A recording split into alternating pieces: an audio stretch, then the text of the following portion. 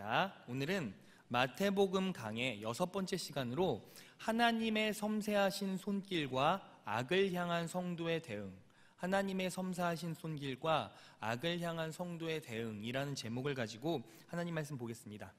성경에는 인생을 놓고 뭐라고 말합니까? 욥기 7장 1절. 인생을 전쟁터와 같다라고 말하고 우리를 날품꾼과 같다라고 이야기합니다. 그래서 인생을 한마디로 정해보면 인생은 순간순간 치열하게 고된 일을 되풀이하는 전쟁과 같다라는 것이죠. 그렇게 인생이 힘들다라는 거예요. 그런데 예수님을 영접한 그리스도인은 세상에서 하는 밥그릇 싸움 이외에 다른 싸움이 하나가 더 있어요. 그것이 무엇입니까? 바로 영적 싸움입니다. 믿으십니까? 에베소서 6장 12절 우리 다 같이 읽어볼까요? 시작. 우리의 싸움은 인간을 적대자로 상대하는 것이 아니라 통치자들과 권세자들과 이 어두운 세계의 지배자들과 하늘에 있는 약한 영들을 상대로 하는 것입니다. 여러분, 우리는요 영접한 순간부터 영적 싸움을 한다는 거예요. 사단의 권세자들과 싸움을 한다는 거예요. 그런데 영적 싸움이 왜 그렇게 중요합니까? 영적 싸움은 영혼의 문제이기 때문이에요. 영혼의 승리와 패배에 연관이 되어 있다는 거예요. 영적으로 승리하면 어디 갑니까? 천국 가는 거예요. 영적으로 패배하면 어디 갑니까? 지옥 가는 거예요. 그러므로 우리는 영적 싸움에서 이겨내야만 해요. 여러분, 분명히 천국과 지옥은 있고 우리는 어느 순간 하나님의 보좌 앞에서 심판받게 돼 있다는 거예요. 그때 내 믿음이 나를 구원으로 이끌어간다는 것이죠. 믿으십니까? 그래서 우리는 이 땅을 살아가면서 순간순간 치러야 하는 영적 전쟁이 그렇게 중요한 거예요. 세상의 밥그릇 싸움보다, 세상의 부자 되는 것보다, 세상에서 성공하는 것보다 뭐가 우선이 되어야 합니까? 영적 싸움이 우선이 되어야 하고 그 전쟁을 이겨야 된다는 거예요. 여러분, 영적 전쟁에서 승리한 여러분 되시길 진심으로 축원합니다. 그렇다면 영적 싸움을 어떻게 승리할 수 있습니까? 에베소서 6장 13절. 자, 다 같이 읽겠습니다. 시작. 그러므로 하나님이 주시는 무기로 완전히 무장하십시오. 그래야만 여러분이 악한 날에 이 적대자들을 대항할 수 있으며 모든 일을 끝낸 뒤에 설 수 있을 것입니다. 여러분, 가장 중요한 것이 뭐예요? 무기로 완전히 무장하는 거예요. 믿으십니까? 무기로 완전히 무장해야 대항할 수 있다는 것이죠. 그런데 누가 주시는 무기예요? 하나님이 주시는 무기라는 거예요. 즉 하나님이 주시는 이 말은 공급이라는 거예요. 공급. 하나님께서 우리에게 주시는 공급 후 뭐라는 거예요? 대항할 수 있다는 것이죠. 그래서 신앙생활은 내 의지와 내 신념으로 하는 게 아니에요. 내 기술, 내 능력으로 하는 게 아니라는 거예요. 뭐가 먼저 있어야 된다? 공급이 있어야 된다. 하나님이 주시는 공급이 있어야 그 공급된 능력을 가지고 이 땅에서 승리할 수 있다는 거예요. 자, 오늘 본문 말씀을 보면 하나님께서 요셉 가족에게 역사하실 때 공급을 먼저 허락하신다는 거예요. 이 공급을 우리가 받아먹고 누려야 된다는 거예요. 믿으십니까? 자, 오늘 선 공급, 하나님의 섬세하신 손길 3가지 공급이 나와요. 자, 보면 첫째, 매개체를 통한 영적 진리. 따라해 볼까요? 매개체를 통한 영적 진리. 둘째, 환경과 물질. 셋째, 이미 예정된 승리. 자, 이러한 3가지를 공급해 주신다는 거예요. 자, 하나하나 살펴보겠습니다. 첫째, 매개체를 통한 영적 진리라는 거예요. 여러분, 매개체가 무엇입니까? 이어준다라는 거 아닙니까? 하나님께서 어떻게 해요? 어떠한 이어주는 상황들을 통해서 영적 진리를 부어주셨다는 거예요. 그런데 4가지가 나와요. 감동, 사람, 성령, 표지가 나와요. 그래서 이 앞글자를 따서 우리 따라해볼까요? 감사성표. 감사성표. 제가 왜 이렇게 이야기하는 거죠? 암기하라는 거예요. 감사성표. 감동, 사람, 성경 표지예요. 자, 보세요. 요셉이 마리아가 잉태했다라는 소식을 들었어요. 그때 너무 힘들어하죠. 왜? 내 아기가 아니니까. 그때 성령님께서 꿈을 통해 요셉에게 말씀하시죠. 뭐라고 말씀하십니까? 야, 마리아의 태에 있는 그 사람은 예수야. 그분은 그리스도셔 라고 얘기를 했다라는 거예요. 이렇게 꿈을 통해 어떻게 해요? 음성으로 들려주셨다라는 거예요. 그리고 동방 박사가 예배 후에 헤롯 왕에게 돌아가려고 할 때 어떻게 합니까? 주의 사자가 음성을 들려주셔서 야, 헤롯에게 가지 말고 니네 나라로 돌아가 하고 음성을 들려주셨죠. 그래서 그 감동으로 갔다라는 거예요. 그리고 또 어떤 일이 벌어집니까? 헤롯이 죽은 후에 요셉의 가족들을 다시 이스라엘로 부를 때도 성령 하나님께서 어떻게 해요? 음성을 들려주시고 감동시켜 주셨다는 거예요. 자, 이런 일이 계속 반복돼요. 그리고 두 번째, 사람으로 역사하세요. 사람. 이게 뭐냐면 보세요. 동방 박사가 헤롯 왕을 찾아갔을 때 누구의 얘기를 듣고 베들레헴으로 가죠? 대제사장과 서기관. 그래서 하나님께서는 사람을 통해서도 말씀하세요. 그런데 그 대제사장과 서기관이 사람의 말씀, 그런데 그 입에서 뭐가 나왔습니까? 미가서 5장 2절 성경 말씀의 예언을 통해서 알려주셨죠. 성경을 통해서도 말씀하신다라는 거예요. 그리고 마지막으로 동방 박사가 말씀과 무엇으로 베들레헴으로 갔습니까? 별을 따라갔죠. 하나님께서는 표지를 보여주셔서 말씀하신다라는 거예요. 그래서 감사성표 따라해 볼까요? 감사성표. 자, 보세요. 하나님께서는 꿈이던 어떤 매개를 통해서 우리에게 감동을 주시고, 그리고 사람을 통해서도 말씀하시고, 믿으십니까? 성경의 진리를 통해서도 말씀하시고, 그리고 마지막으로 표지를 통해서도 말씀하신다는 거예요. 그런데 문제가 있어요. 어떤 문제가 있냐면, 자 보세요. 꿈 꿨어 라는 분들이 있어요. 하나님의 음성을 들었어 라는 성도를 봤어요. 그러면 어떤 생각이 드시나요? 뭔가 이상하다라는 느낌을 많이 가져요. 우리는 성령 하나님의 기적을 믿음에도 불구하고 어때요? 이상한 신비가 나타나면 어떤 느낌을 받습니까? 그냥 이게 맞다, 진리다라는 생각을 갖질 않아요. 위화감을 느끼거나 이질감을 느낀다는 거예요. 그 이유가 뭐예요? 왜냐하면 점검이 안 된 상태이기 때문이에요. 보세요. 하나님께서 내게 감동을 주실 때 그 감동이 내 감동인지 하나님의 감동인지 어떻게 알아요? 하나님께서 사람을 붙여주실 때 그게 하나님께서 붙여주신 사람인지 내가 붙고 싶은 사람인지 어떻게 알아요? 그렇지 않습니까? 자 보세요. 보통 사람에게는 직관력이라는 게 있어요. 뭐냐면 여러분들 삶을 살아가면서 많은 문제가 있어요. 고통이 있죠. 풀어야 할 숙제들이 있다는 거예요. 그런데 그 문제를 직면하게 되면 사람들은 직관적으로 이미 답이 나와 있어요. 그러니까 그걸 할까 말까 고민하는 것뿐이지 결국 여러분들의 마음을 계속 관찰하고 파보면 나는 이미 결정을 해버렸다라는 거예요.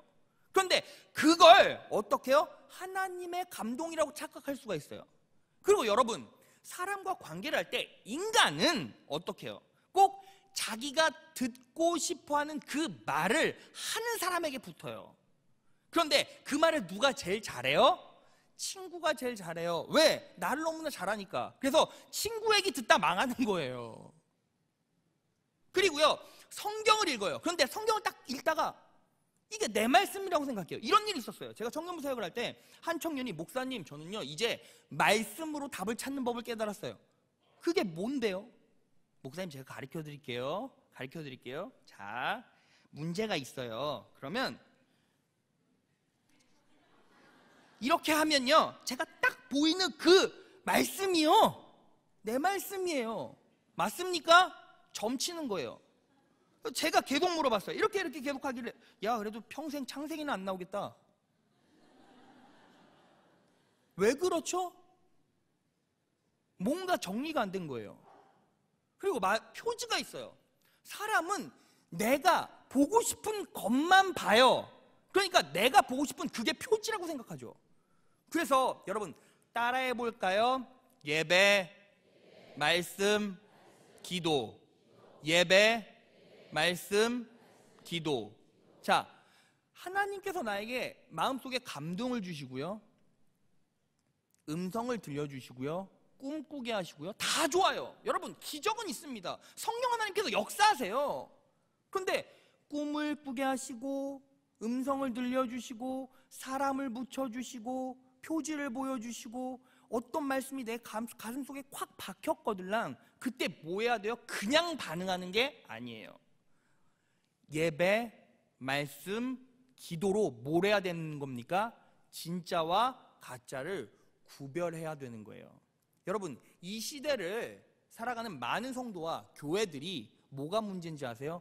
이 필터링 없이 그냥 보여지는 표적과 신비를 하나님의 감동이고 하나님의 표적이고 하나님의 말씀이야 라고 곡해하기 때문에 결과가 어떻게 나타납니까? 나쁘게 나타나거나 부작용이 나타나면 그걸 해석할 수가 없는 거예요. 하나님께서 왜 말씀을 주셨죠? 왜 교회를 세우셨죠? 왜 목회자들을 통해서 말씀을 선포하게 하셨죠? 예배, 말씀, 기도. 왜 기도할 수 있는 자리와 은혜를 허락해 주셨습니까? 그거 하라고. 그래서 여러분 신비주의에 빠져있는 사람은 뭐에 함몰이 돼 있고 뭐에 집중해요? 표적에 집중해요. 표적에. 보여주시는 감동은 하나님께서 주신 감동이야. 표적이야. 표적. 들렸어. 꿈꿨어. 그게 거짓이 아니라는 거예요. 제 말은. 그런데 가장 중요한 건 뭐예요? 그게 진짜인지 가짜인지는 예배, 말씀, 기도로 분별해내야 돼요. 왜 예배, 말씀, 기도가 중요합니까? 그걸 분별할 수 있는 능력이 그 안에 있기 때문입니다. 믿으십니까? 여러분 기적을 제한하지 마세요. 성령 하나님의 역사를 제한하지 마세요. 단 구별할 수 있는 능력을 허락해달라고 하나님을 의지하고 기도하세요. 믿으십니까? 자, 그렇게 영적인 진리를 공급받고 그러면 그 공급된 사람이 어떻게 반응합니까?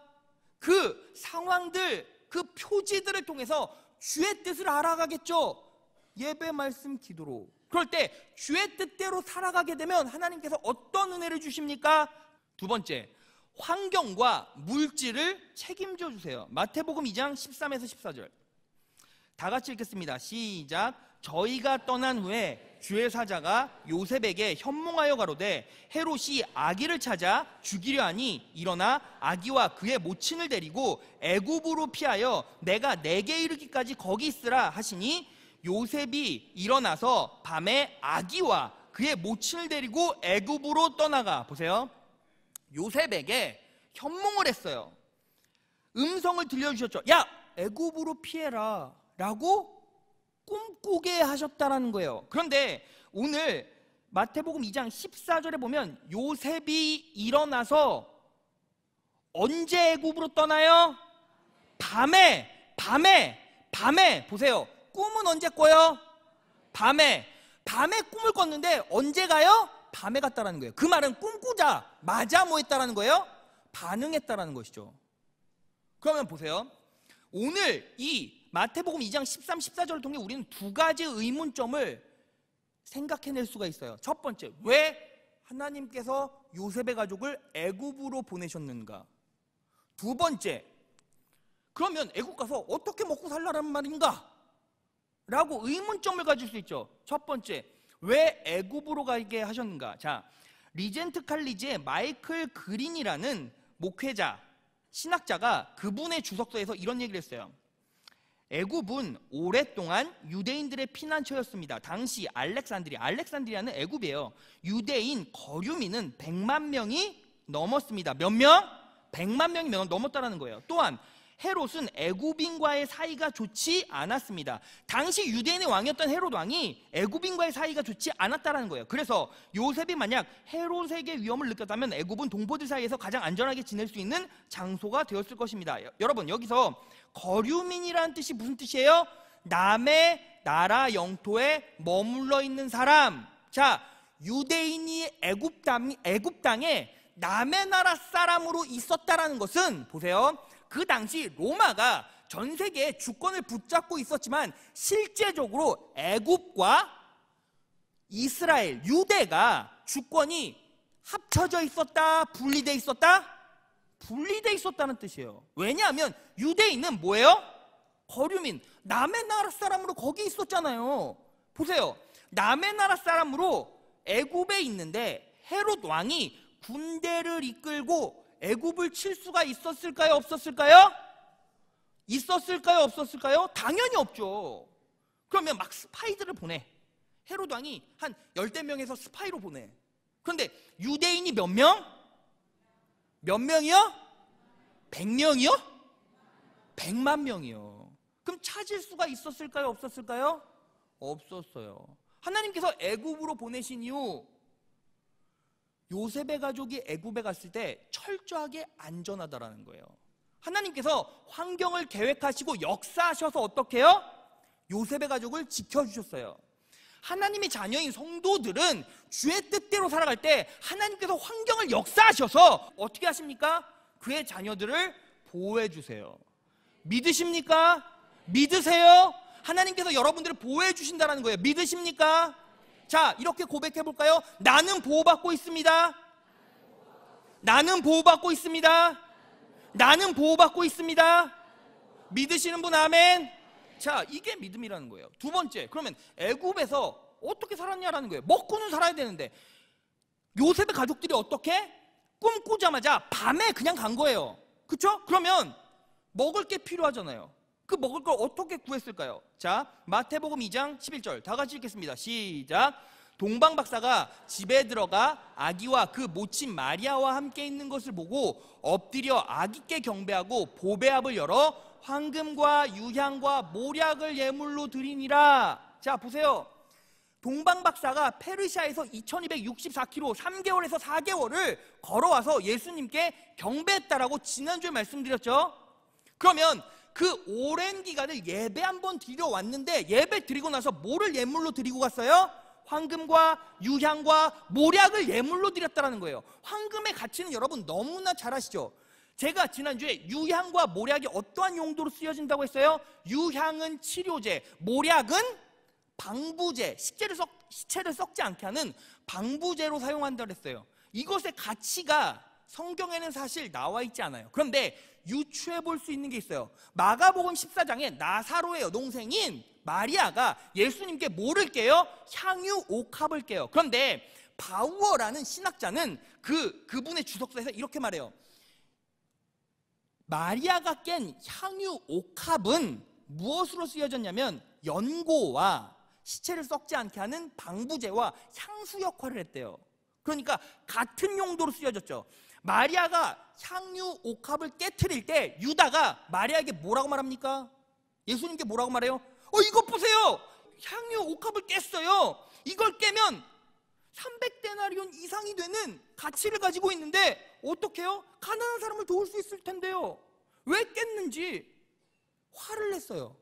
그렇죠? 향유 옥합이 뭐예요? 300데나리온. 자, 1데나리온은 한 작년에 하루 노동싹이에요. 그러면 300데나리온은 300명의 노동싹이라는 거죠. 하루.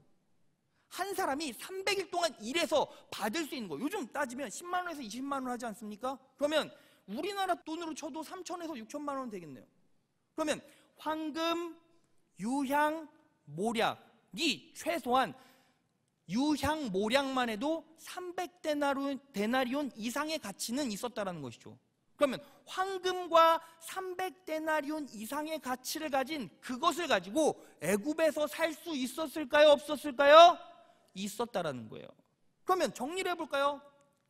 하나님께서 말씀의 진리를 내 영혼 가운데 공급하시고 그 공급을 통해 반응한 성도들은 주의 뜻대로 예배 말씀 기도를 통해 분별하며 살아가겠죠. 주의 뜻대로 살아가겠죠. 그때 하나님께서 뭐예요? 그냥 영적으로만 채워주시는 게 아니라 환경적으로도 역사하시고 물질적으로도 공급해 주셔서 숨통 끊어지지 않고 살아갈 수 있게 만들어 주신다는 거예요. 믿으십니까? 자, 마태복음 6장 30절 오늘도 있다가 내일 아궁이에 던지는 들풀도 하나님이 이렇게 입히시거든. 하물며 너일까 보냐 믿음이 적은 자들아. 31절 다 같이 시작. 그러므로 염려하여 이르기를 무엇을 먹을까 무엇을 마실까 무엇을 입을까 하지 말아라. 32절 이는 다 이방인들이 구하는 것이라. 너희 천부께서 이 모든 것을 너희에게 있어야 할 줄을 아시느니라. 33절 시작. 너희는 먼저 그의 나라와 그의 의를 구하라. 그리하면 이 모든 것을 너희에게 더하시니라. 그럼 우리가 해야 될 것, 믿음으로 하나님의 의를 구하는 것, 믿음으로 하나님의 의를 구하는 것. 그러면 하나님께서 전부 다 책임져 주신다라는 거예요. 믿으십니까? 자, 그러한 삶을 살다 보면 어때요? 보세요. 하나님께서 영적으로 공급하시고 환경으로 채워주셔도 상황에 직면했을 때 우리가 느끼는 고통은 진짜예요. 그런데 그럴 때 우리는 영적인 어떤 능력을 작동시켜야 합니까? 자, 셋째, 이미 예정된 승리를 공급해 주신다는 거예요. 자, 오늘 마태복음 1장 2장을 정리하고 있는데 보세요. 마태복음을 마태가 썼잖아요. 그런데 청자, 읽어야 하는 사람이 누구예요? 유대인이라는 거예요. 그러면 유대인은 이 글을 읽고 이게 사실이다, 사실이 아니다를 알아요, 몰라요? 알죠. 그러니까 마태는 사실만 써놨다라는 거예요. 그런데 이 사실 사건은 구약 성경에 이미 예언돼 있었다라는 거예요. 자, 이사야 7장 14절 보라 처녀가 잉태하여 아들을 낳을 것이요. 이사야 7장에 뭐예요? 이미 예언되어 있었다라는 거예요. 미가서 5장 2절 베들레헴 에브라다야 너는 유다 족속 중에 작을지라도 이스라엘을 다스리는 자가 내게로 나올 것이라. 이스라엘 다스리는 자가 베들레헴에서 나타난대요. 자, 호세아 11장 1절 이스라엘에 어렸을 때 내가 사랑하여 내 아들을 애굽에서 불러내었거늘. 자, 하나님의 아들이 애굽에서 다시 돌아온대요. 자, 예레미야 31장 15절 나 여호와가 이같이 말하노라. 라마에서 슬퍼하며 통곡하는 소리가 들리니 라헬이 그 자식을 위하여 애곡하는 것이라. 자, 유대인들의 애곡하는 소리가 들린대요. 자, 이사야 49장 7절 이스라엘의 구속자, 이스라엘의 거룩한 자이신 여호와께서 사람에게 멸시를 당한 자, 백성에게 미움을 받는 자, 관원들에게 종이 된 자에게 이같이 이르시되 고난당한다라는 것이죠. 자, 보세요. 그래서 하나님께서 구약 성경을 통해 이미 예언해 놓으신 게 마태복음에 적어 있었다는 거예요. 무엇이 적혀 있었죠? 이사야 7장을 통해 처녀가 아이를 낳을 것, 그리고 미가서 5장 2절을 통해 예수님이 베들레헴에서 태어나실 것, 호세아 11장 1절을 통해 예수님의 애굽으로 피신하신 후 유대로 돌아오실 것, 예레미야 31장 15절을 통해 베들레헴 2세 이하의 영아가 다 죽어 유대 전체가 슬퍼할 것, 그리고 이사야 49장 7절에서 예수가 순환당할 것, 이게 전부 다 구약 성경에 예언되어 있었다는 거죠. 그러면 말씀 붙들고 주의 뜻대로 살아가는 그 성도들은 뭐가 예견되어 있다는 거예요? 이미 승리가 우리의 삶에는 예견되어 있다는 거예요. 믿으십니까? 자, 여러분, 이 땅에서 고난받을 수 있어요. 아플 수 있어요. 육체적으로 무너질 수 있죠. 그런데 우리의 삶의 끝에 뭐만 있다? 승리만 있다. 믿으십니까? 자, 여러분, 이렇게 고백합시다. 나는 승리할 것입니다가 아니에요. 나는 이미 승리했습니다. 나는 이미 승리했습니다. 나는 이미 승리했습니다. 그게 뭐예요? 믿음이라는 거죠. 왜? 하나님께서 성령 하나님을 통해서 계획하시고 이루어 가시니까. 내가 그리스도 안에 있으면 새로운 피조물이잖아요. 과거에 썩어버린 나는 전부 다 사라지고 뭐만 남은 거예요? 하나님의 형상을 입은 우리가 말씀대로 살아갈 때 우리의 삶은 힘들겠죠, 어렵겠죠, 고난이 있겠죠. 하지만 걱정할 필요가 없어요. 왜? 결국 우리는 예수 그리스도로 말미암아 승리한 자예요. 믿으십니까? 믿으세요? 그게 뭡니까? 성도의 믿음이라는 거예요. 승리의 복음을 내 심령 가운데 정확하게 주입하고 공급시키고, 그리고 고백하며 살아갈 때 우리의 삶에 어떠한 어려움이 있어도 절대 넘어지지 않죠. 문제 있습니다. 육체 아픕니다. 영혼, 심령이 흔들릴 때 있죠. 하지만 걱정하지 마세요. 여러분들의 삶 가운데는 뭐가 있습니까? 승리가 계획되어 있다라는 거예요. 믿으십니까? 그래서 하나님의 섬세한 손길, 공급을 정리하겠습니다. 자, 하나님께서 진리의 영역, 우리의 영역 가운데 진리의 영역 가운데 공급을 주세요. 공급. 근데 그 공급 네 가지 뭐예요? 감사, 성표, 감동, 사람, 성경, 표지를 보여주신다는 거예요. 자, 정리해 볼까요? 말씀으로 우리의 마음에 감동을 주십니다. 믿으십니까? 사람을 통해서 말씀하십니다. 믿으십니까? 성경 그 자체로 역사하십니다. 믿으십니까? 확정된 표지를 보여주십니다. 믿으십니까? 기적은 우리의 삶에 분명히 있다는 거예요. 그런데 우리는 어떻게 점검해야 합니까? 예배, 말씀, 기도로 점검합시다. 그리고 뭘 찾아요? 주의 뜻을 찾읍시다. 그리고 주의 뜻을 붙잡고 걱정하지 말고 그 뜻대로 살아가는 거예요. 걱정되죠? 자신감이 들지 않죠? 이렇게 해도 되나? 주일날 식당 쉬어도 되나? 예배 드리느라고 내 비즈니스 파트너를 만나지 않아도 되나? 걱정하지 마세요. 힘듭니다. 어렵습니다. 시험이 와요. 압박감이 와요. 두려워하지 마세요. 따라가면 누가 책임져 주세요? 하나님께서 책임져 주신다는 거예요.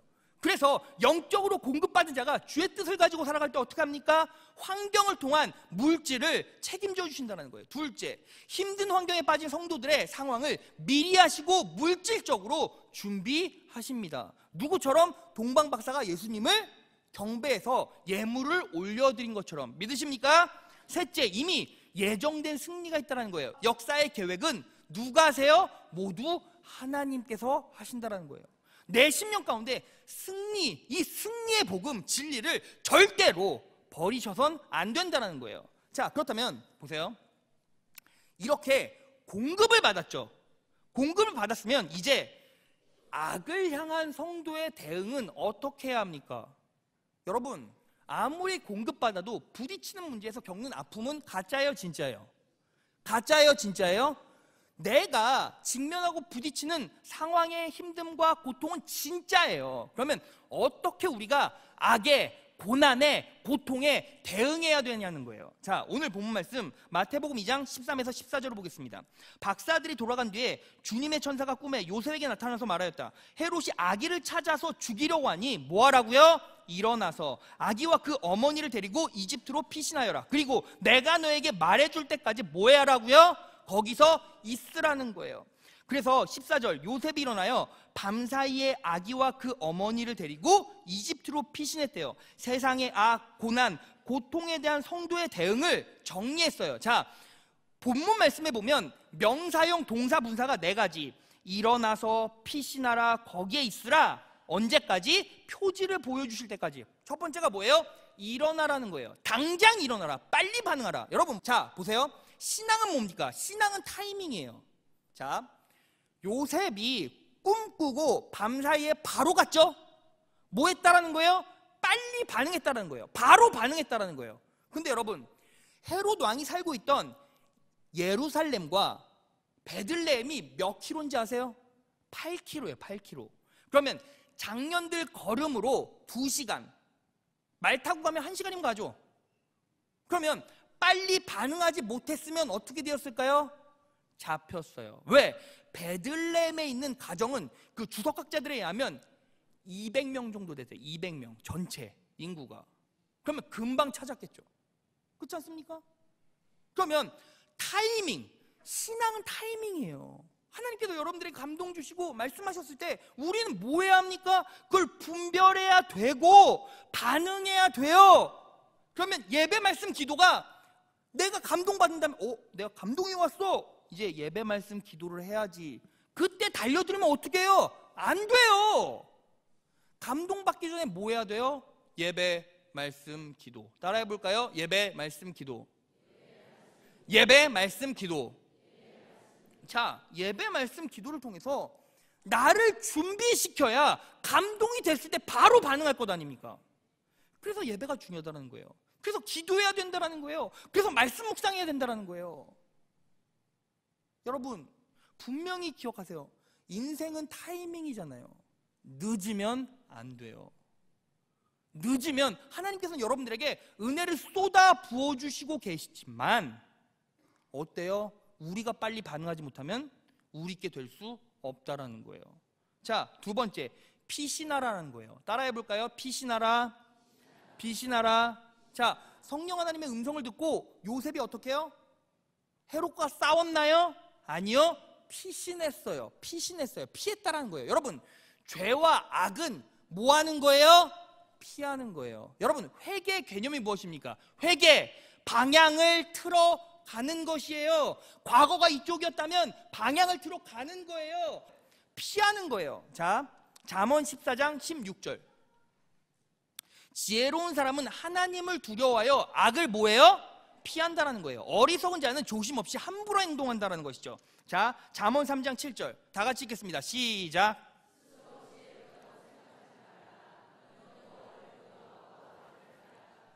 여러분, 악을 이기려고 하면 어떻게 됩니까?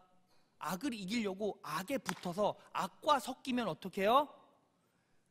악의 영향력을 받게 돼요. 절대로 이겨낼 수 없어요. 자, 피하셔야 된다는 거예요. 그리고 세 번째, 자 보세요. 하나님께서 감동을 주시고 주의 뜻대로 살아가고 그리고 악을 피하면서 거룩하게 살아가려고 노력해요. 그런데 답이 나오지 않아요. 무언가 하나님께서 확신을 주지 않는다라는 거예요. 그러면 뭐 해야 돼요? 판단해서 그냥 내 맘대로 덤비면 안 돼요. 여러분, 이 시대를 살아가는 그리스도인들이 왜 자꾸 자기의 삶에서, 자기의 인생에서, 자기의 사업에서, 자기의 가정에서 실수하고 실패하는지 아십니까? 자기의 기분이 그냥 발동을 하는 거예요. 뭐 해야 돼요? 답이 없으면 기다려야 돼요. 기다려야 돼요. 믿으십니까? 자, 오늘 본문을 보면 요셉의 가족이 어디로 가죠? 헤롯을 피해서 애굽으로 가요. 그런데 성령 하나님께서 정확하게 말씀하세요. 야! 헤롯 왕이 죽을 때까지 거기에서 거해 있어 라고 얘기를 해요. 기다리라고 말해요. 여러분, 타이밍이 왜 중요합니까? 그만큼 선택이 중요하기 때문이에요. 그 선택에 따라 우리가 승리하느냐 패배하느냐가 정확하게 결정이 나죠. 그렇기 때문에 선택이 안 되면 뭐 해야 돼요? 하나님께서 표지를 보여주실 때까지 뭐 하라는 거예요? 기다리라는 거예요. 자, 그러면 마냥 기다립니까? 아니요. 기다리면서 뭐 하라는 거예요? 새로운 공급을 받으라는 거예요. 예수님께서 부활하시고 이제 승천하셨을 때 제자들에게 이렇게 말씀하셨어요. 누가복음 24장 49절에서 53절.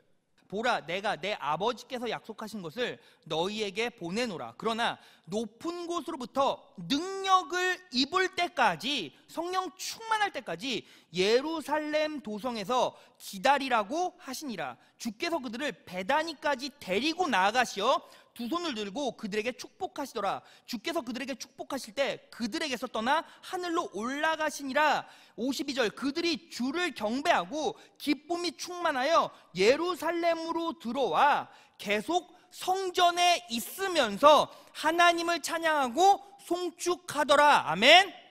성전에 있으면서, 예배당에 있으면서 하나님을 찬양하고 송축하더라. 이게 뭐예요? 예배, 말씀, 기도. 그러면 똑같아요. 무언가 확신에 찬 감동도 없고 하나님께서 뭔가 선택을 할 수 있을 만한 능력도 주시지 않고 그냥 갈팡질팡한 거예요. 어떻게 할지도 모르는 거예요. 무언가 사람한테 물어봐도, 주변 사람한테 물어봐도 표지도 없고 아무것도 없으면 뭐 하는 거예요? 움직이라는 거예요? 아니요. 기다리라는 거예요. 그러면서 뭐예요? 예배, 말씀, 기도. 이걸 반복하면 어떻게 됩니까? 하나님께서 다시 한번 다른 감동, 다른 표지를 주세요. 그 마음속에 있는 확신은 어떻게 해요? 누구도 빼앗아갈 수 없는 확신이라는 거예요. 그때까지 뭐예요? 선택하고 판단하지 말고 반응하지 말고 뭐하라?